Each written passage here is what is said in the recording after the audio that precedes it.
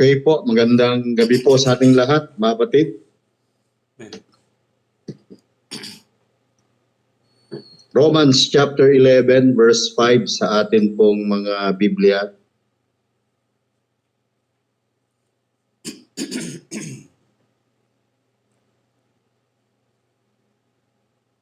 Romans chapter 11 verse 5.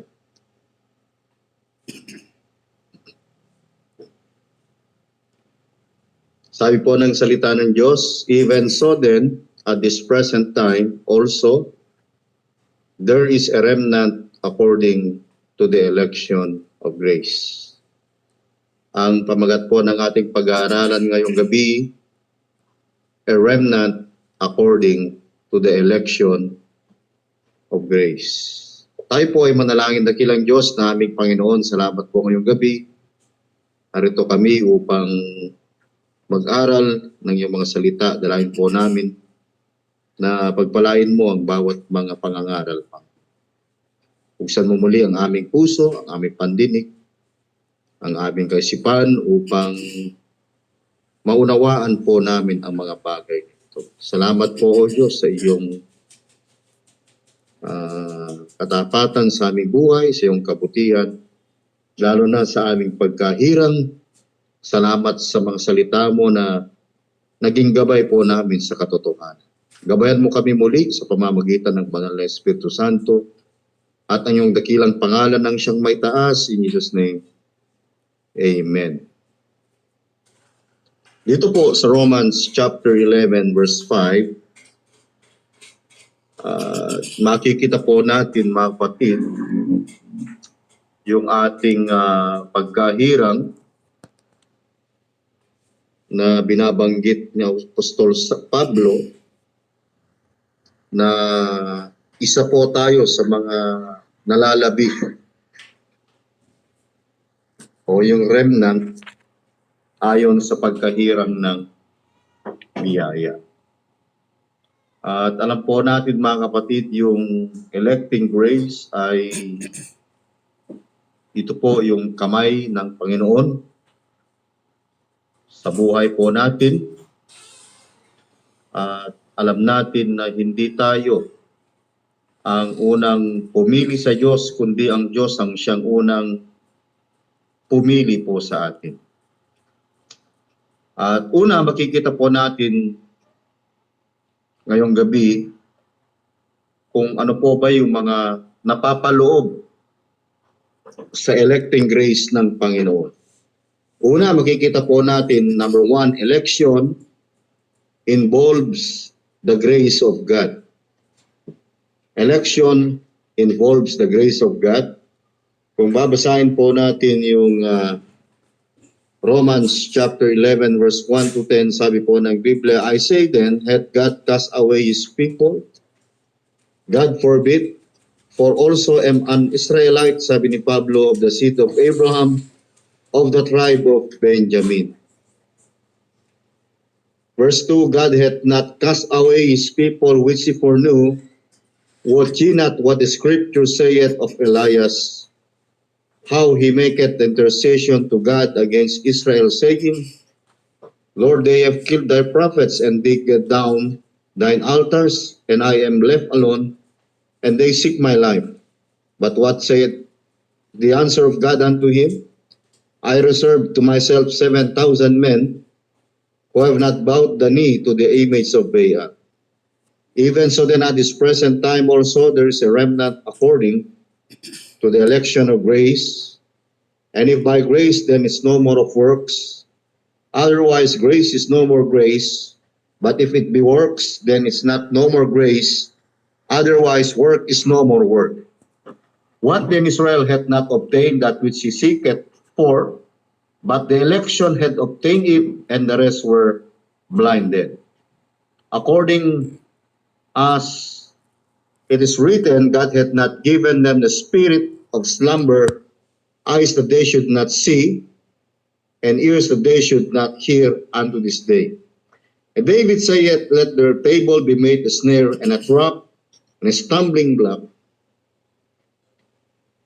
and a recompense unto them. Let their eyes be darkened that they may not see, and bow down their back away. So makikita po natin yung saving grace ng Panginoon. Yung katanungan dun sa verse 1 ng sabi niya, hath God cast away His people? Hindi baga sinasabi kung nga itinakwil baga ng Diyos ang kanyang bayan? Sabi ng Biblia, God forbid, huwag nawang mangyari. Doon sa verse 2, God hath not cast away His people which He foreknew. So naniniwala po tayo ay hindi lamang ito applied sa kanyang chosen nation Israel, kundi ito rin ay applied po sa atin. He did not cast away His people which He foreknew. Alam po natin yung ating pagkahirang is according to the foreknowledge of God, and that is His electing grace. Kaya tinawag na grace po yan, God's saving grace, sapagkat walang ginawang anuman na pwedeng idagdag ang tao sa ating eternal na kaligtasan. Pagdating ng verse 4, God hath preserved His people, sabi niya roon.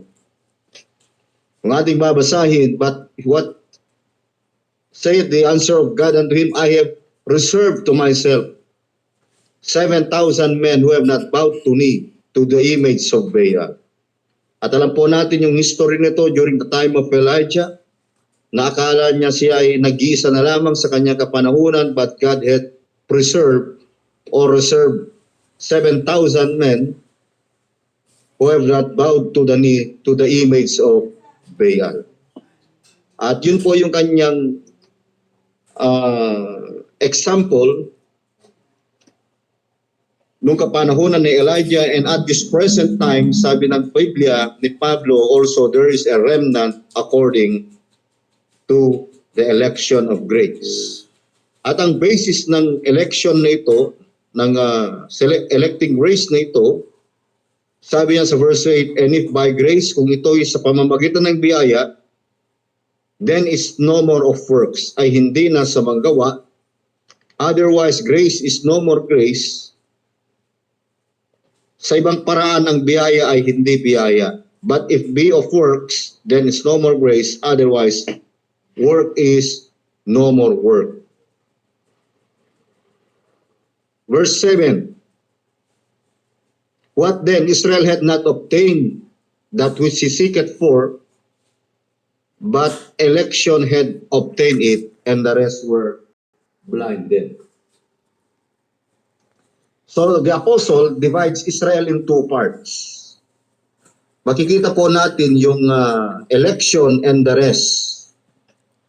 Dito po sa verse 7 na binanggit po niya kanina, election had obtained it and the rest were blinded.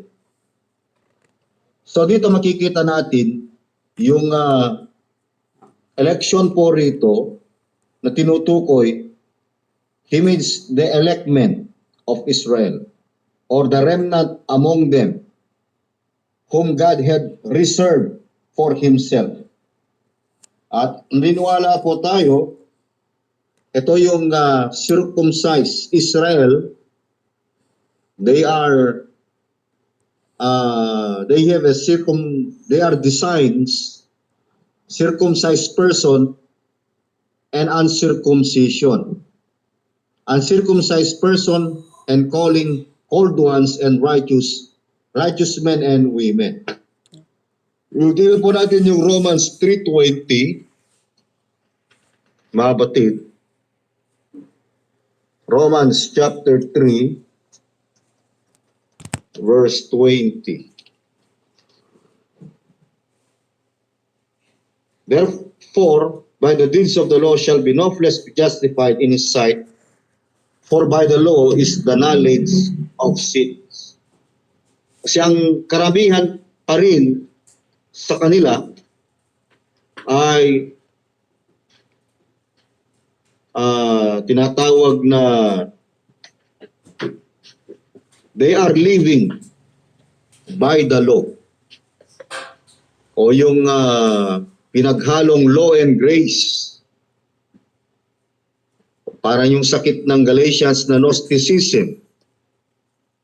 So binanggit niya po rito yung may mga hinirang at ang karamihan, sabi niya, and the rest were blinded.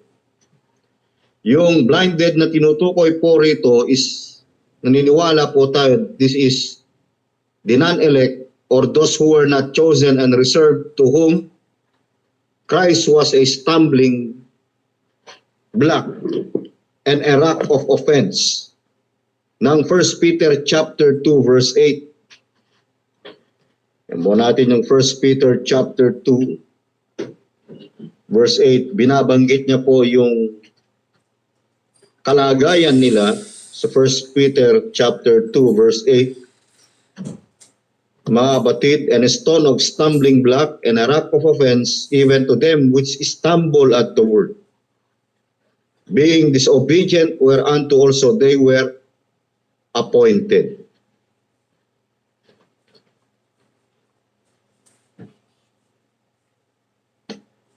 So sila yung tinatawag ng verse 7, 1 Peter 2:7. Unto you therefore, which believe he is precious, but unto them which be disobedient, the stone which the builders allowed, the same is made the head of the corner. Pagdating ng verse 9, but ye are a chosen generation, a royal priesthood, a holy nation, a peculiar people, that ye should shew forth the praises of him who hath called you out of darkness into his marvelous light. So makita po natin dito kung paano pinapaliwanag ni Apostol Pablo sa kanila yung kanilang kalagayan, lalo na sa mga hinirang ng Diyos sa kaligtasang eternal, at kung paano rin ipaniwalag ni Apostol Pablo ang kalagayan ng mga hindi nahirang sa kaligtasan. So, he defined, nakikita natin dito, but the rest were blinded. At ito po yung binabanggit ni Apostol Pablo sa 1 Peter 2:8, hence they obtain no mercy, they obtain no grace, no faith, no life, no righteousness, and no eternal salvation. Dinefine niya po sa verse 8, God had given the spirit of slumber. God had given them the spirit of slumber in verse 8, eyes that they should not see, and ears that they should not hear unto this day. So they have the unregenerated heart. They have no uncircumcised heart, mga kapatid. So not all Israel are part of the spiritual Israel. Verse 9, and David saith, let their table be made a snare and a trap and a stumbling block and a recompense unto them. At sinasabi ni David, ang kanilang dulang naway maging isang silot, isang panghuli, at isang katitiusuran sa isang kabayan sa kanila. Let their eyes be darkened, and that they may not see, and bow down their back always. Mga labo nawa ang kanilang mga mata upang sila'y huwag makakita, at laging baluktutin mo nawa ang kanilang gulugod. Pero salamat sa Diyos, sa pamamagitan ng kanyang biyaya, natagpuan tayo ng biyayang ito, at ang biyayang ito, mga kapatid, ay walang iba kundi ang kamay ng Diyos mismo na siyang naghirang sa ating sa kaligtasan. Okay, pangalawang bagay na makita po natin, verse 11 to 24, election involves the grafting of God. We are just grafted. Sabi ng 1 Peter chapter 2, yung binasa po natin kanina, kung ating titignan po yun, 1 Peter chapter 2,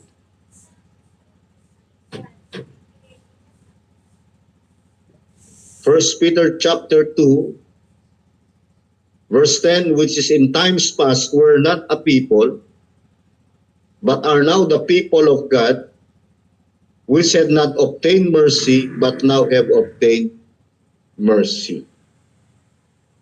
So sinasabi na Apostol Pedro, yung kanilang kalagayan, that they are not a people, but are now the people of God, which have not obtained mercy, but now have obtained mercy.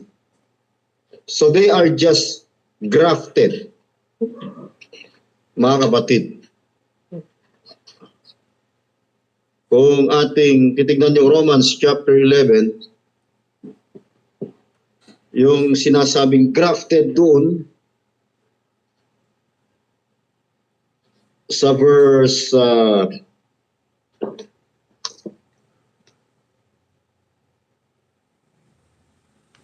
17, and if some of the branches be broken off, and thou being a wild olive tree, were grafted in among them, and with them partakers of the root and fatness of the olive. Datapwat kung ang ilang mga sangay nangabali, at ikaw na isang olibong ligaw ay isinanib ka sa kanila, at ikaw ay naging kabahagi nila sa ugat ng katabaan ng punong olibo. Verse 19, that thou wilt say, when the branches were broken off, that I might be grafted in. So makikita po natin, mga kapatid, that we are grafted in sa pamamagitan ng biyaya ng pagkahirang na ito. Hindi tayo mismo yung nag-graft sa sarili natin para maging kabahagi ng remnant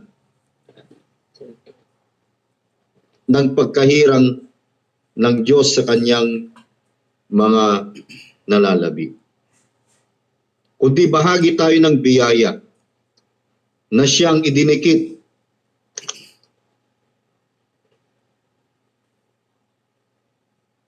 upang makamtam natin ang biyaya ng Diyos na kanyang pangako sa ating buhay.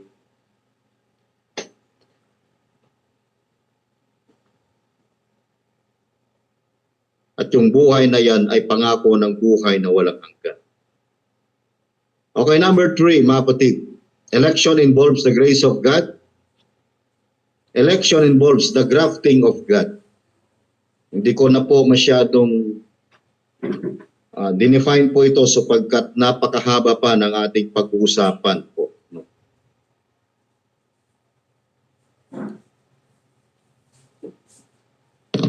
Okay, number 3 na makita po natin. Election involves the guarantee of God. May garantiya ang Diyos sa ating pagkahirap. Ano po ang garantiya ng Diyos sa ating pagkahirap? 2 Timothy chapter 9, 2 Timothy chapter 1 verse 9, who hath saved us and called us with an holy calling, not according to our works, but according to his own purpose and grace, which was given us in Christ Jesus before the world began. What is the guarantee of this election?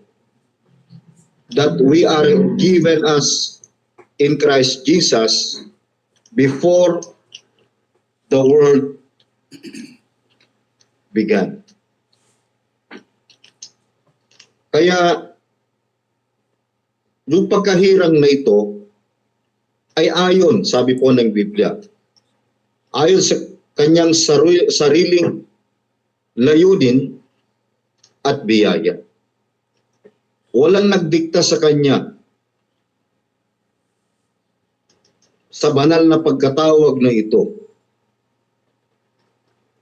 o sa pamamagitan ng pagkahirang ng biyaya na ito, kundi ayon sa kanyang sariling kalooban, ayon sa kanyang sariling layunin, at sa pamamagitan ng kanyang sariling biyaya. Kaya sabi niya sa Romans 11:25, "For I would not, brethren, that ye should be ignorant of this mystery." Yung pagkahirang niya sa atin, mga kapatid, ay mystery. Kaya hindi natin dapat na pagdudahan yung pagkahirang na ito. Sabi ng Biblia, "Lest you should be wise in your own conceit, that blindness in part is happened to Israel, until the fullness of the Gentiles become in." Verse 26, "So all Israel shall be saved, as it is written, there shall come out of Zion the deliverer, and shall turn away ungodliness from Jacob." For 27, "For this is my covenant of them, when I shall take away their sins." As concerning the gospel, sabi po ng Biblia, "They are enemies for your sakes, but as touching the election, they are beloved for the Father's sake." Alam natin na ang gospel hindi pinawaliwalaan ng Israel for their practical salvation. Kaya ito po yung dahilan ng ating pagka-graft. Ano po? This is the reason of yung tinatawag po nating we are grafted in to this grace. As concerning the gospel, they are enemies for your sakes. But as touching the election, they are beloved for the Father's sakes. Ang Israel, enemy po sila ng gospel. Kaya sabi ng Biblia, in a practical way, he came unto his own, and his own receive him not, but as many as receive him, gave he power to become the sons of God, even to them that believe on his name. Hindi man sila naniniwala, pero pagdating, ngunit natapwat patungkol sa pagkahirang, ay mga pinakaiibig sila sa mga magulang. So yun pa rin po yung biyaya ng kanilang pagkahirap, na sa kabila ng hindi sila sumasampalataya, at dahil sa biyaya ng Diyos, yung biyaya ng Diyos ang siyang naging garantiya upang sila ay kabahagi ng biyaya na ito. Isa pang bagay nating makita, in hope of eternal life, which God that cannot lie, promised before the world began, but hath in due time, sabi po ng Biblia, manifested His word through preaching, which is committed unto me, according to the commandment of God our Savior. So election involves the guarantee of God. Pangatlo nating makita. Pangapat, election involves the glory of God. Doon po tayo sa Romans chapter 11. Verse 30.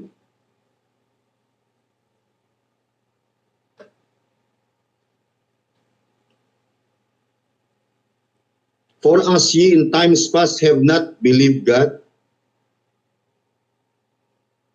sabi po ng Biblia,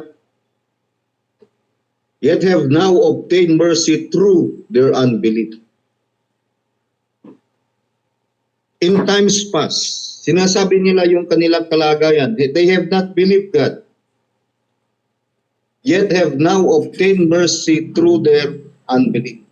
Sapagkat kung paanong kayo ng nakaraang panahon ay mga masuwayin sa Diyos, datapwat ngayon kayo'y nagkamit ng habag sa pamamagitan ng kanilang pagsuway. So makikita po natin dito, they have not believed God. Wala ho silang pananampalataya sa Diyos. Yet have now obtained mercy. Ngunit sila ay naka-obtain, nakatanggap, nakapagkamit ng biyaya, nakapagkamit sila ng habag sa pamamagitan ng kanilang pagsuway. Kung titignan po natin itong verse 30 na ito, mga kapatid, ang Diyos ba ay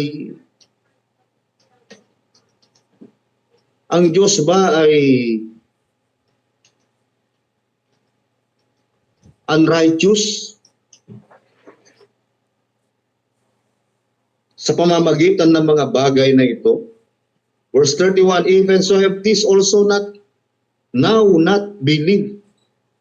Verse 31, wala sa kanilang pagsampalatay that through your mercy, they also may obtain mercy. Verse 32, for God had concluded them all. Ang Diyos ay nag-conclude sa kanilang lahat. God had concluded them all in unbelief that He might have mercy upon all. So makikita natin yung glory ng biyaya ng Diyos. Sapagkat wala sa kanilang pagsampalataya, ngunit sila ay nakatanggap ng habag at biyaya ng Panginoon. Hindi ba ito yung sinasabi ng Romans chapter 9? Romans chapter 9.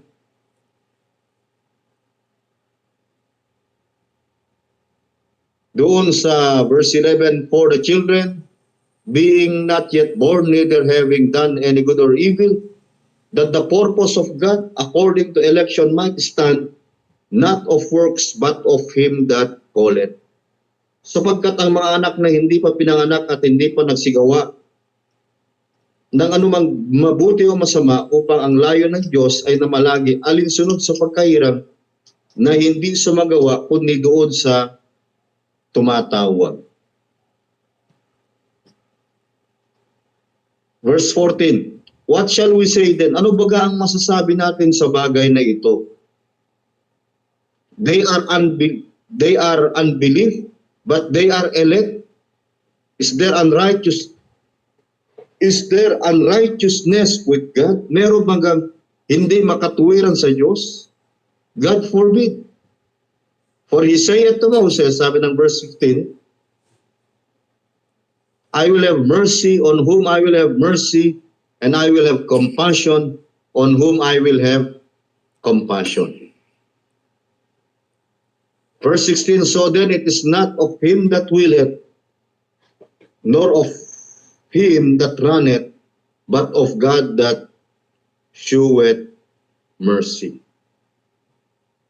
So, hindi pala natin na-obtain yung kaligtasan dahil sa kagustuhan natin o dahil ibig natin, mga kapatid, kundi ito po ay habag at biyaya ng Diyos. Kaya ito po yung glory. This is the glory of the grace of God. Kaya ngayong gabi, mga kapatid, election involves the glory of God. Ang ginawang kaligtasan ay kaluwalhatian lamang po ng Diyos. Kaya pagdating ng verse 33, Romans 11, verse 33, mga kapatid. Romans chapter 11, verse 33. Oh, the depth of the riches, both of the wisdom and knowledge of God, how unsearchable are His judgment and His ways past finding out. O kalaliman ng makayamanan ng karunungan at kaalaman ng Diyos, o di matingkalang mga hatol niya at hindi malirip ang kaniyang mga daan. Makikita po natin yung kanyang kayamanan ng kanyang karunungan at kaalaman. Actually, itong karunungan ng kanyang kaalaman at karunungan ng Diyos, ipinaalam na po sa atin ito. Tingnan po yung Ephesians chapter 1, verse 8 to 12. Hindi natin matingkala, sabi ng Biblia eh. Hindi natin malirip, hindi natin maabot yung kanyang kaalaman. Pero ngunit sa pamamagitan ng kanyang biyaya, ipinaalam sa atin ang lahat ng mga bagay na ito. Ephesians 1 verse 8. Ang sabi po ng Biblia sa verse 8, wherein He hath abounded toward us, na pinasagan niya na sa atin in all wisdom and prudence, sa buong karunungan at katalinuhan, having made known unto us the mystery of His will, according to His good pleasure, which He hath purpose of Himself. Na ipinakilala niya sa atin ang hiwaga ng kanyang kalooban, na ayon sa kaniyang minagaling na ipinasya niya sa atin. Verse 11, that in the dispensation of the fullness of times,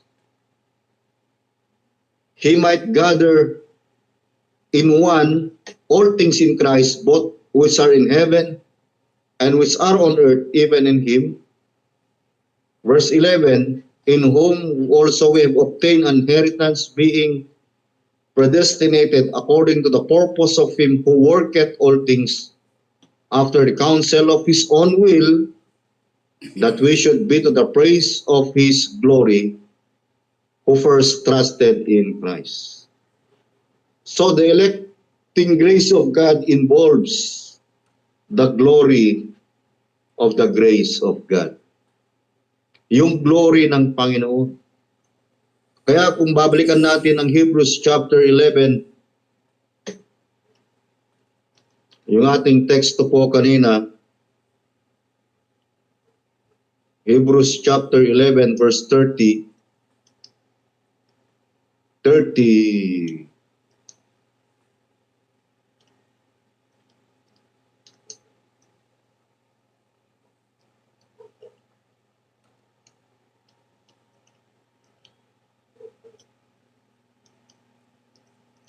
Romans chapter 11.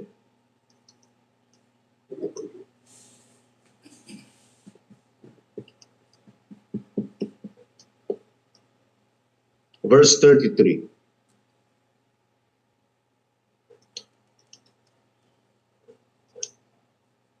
Nabasa na po natin kanina yung verse 33. Verse 34, or who hath known the mind of the Lord? Sino ba ang nakakaalam ng kaisipan ng Panginoon? O sino ang kanyang naging kasangguni? Walang nakaalam sa pag-iisip ng Panginoon, kaisipan ng Diyos. Walang nagdikta sa Kanya sa ating pagiging tao o nagdikta sa Kanya para piliin tayo sa kaligtasan. Wala siyang sinangguni o wala siyang naging kasangguni, mga kapatid. Kaya nga, yung ating kaligtasan ay sa pamamagitan lamang ng Kanyang dakilang biyaya. Kaya, walang pwede pong may pagmalaki ang tao. Romans chapter 9 verse 20 to 24. Nay, but O men, who art thou that repliest against God? Shall the thing formed say to him that formed, why hast thou made me thus? 21. Hath not the potter power over the clay? Wala bagang kapangyarihan? O wala bagang kapangyarihan sa putik ang magpapalayok upang gawin sa isa lamang limpak ang isang sisidlan, sa kapupuri at ang isa'y sa kakahiya? What if God, willing to show His wrath and to make His power known, endured with much long suffering the vessels of wrath fitted to destruction, verse 23, and that He might make known the riches of His glory on the vessels of mercy, which He had prepared afore, prepared unto glory. So we are so-called the vessels of mercy. Tayo po ay sisidlan ng Kanyang biyaya. Tayo po ay sisidlan ng Kanyang awa. Who hath made known the riches of His glory on the vessels of mercy. We are the vessels of mercy, which He had afore prepared unto glory. So you are prepared unto glory. Those who are the vessels of mercy, you are prepared unto glory. Kaya biyaya ng Diyos, even as, sabi ni Pablo in verse 24, whom He called, not of the Jews only, hindi lamang sa mga Hentil, hindi lamang sa mga Hudyo, but also of the Gentiles. Kaya tayo po ay kaakibat ng biyaya na ito. Kaya makikita po natin in verse 35, Romans 11:35, or who hath first given to him, and it shall be recompensed unto him again. For of him and through him, and to him are all things, to him be glory forever and ever. Amen. Kaya ngayong gabi, makita po natin yung electing grace ng Panginoon. The election of God, the electing grace of God involves the grace of God.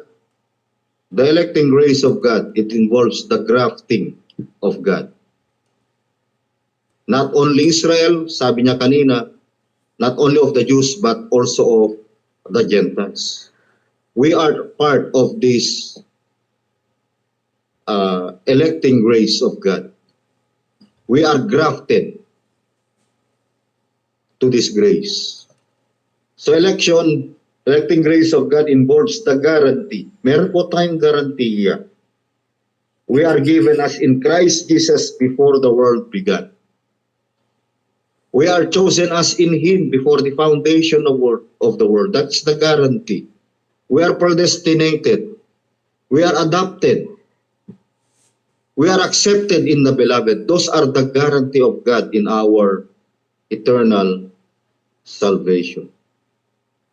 An election, pangapat, involves the glory of God. Ang kanyang kaluwalhatian. We are part of the vessels of mercy, which He afore, sabi po ng Biblia, prepared unto glory. Not of him that willeth, nor of him that runneth, but God that sheweth mercy. All things for His glory, mga kapatid. To whom, kaya sabi ng verse 36, for of Him and through Him and to Him are all things. To Him be glory forever and ever. Magandang gabi po sa ating lahat at nawa pinagpala tayo ng Panginoon.